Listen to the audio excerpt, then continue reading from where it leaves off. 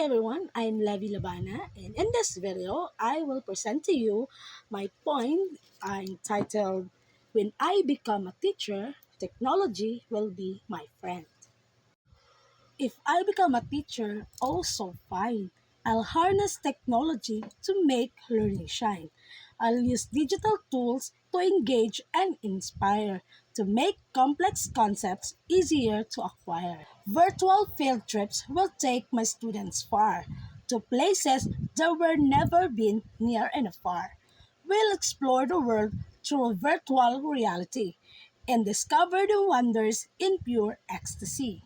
I'll use online platforms to connect and share with students, parents, and teachers who truly care. We'll collaborate and communicate in real time too to make learning more effective and see students break through.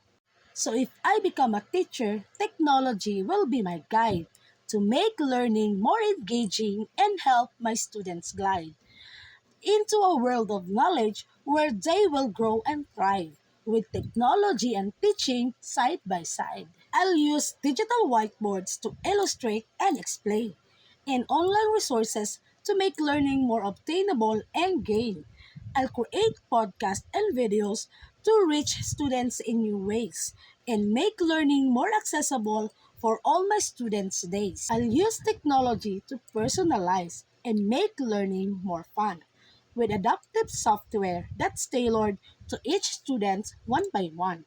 I'll use data and analytics to track progress and identify needs, and use technology to support and help my students succeed. I'll encourage critical thinking in media literacy too, and teach my students to evaluate online sources that are true.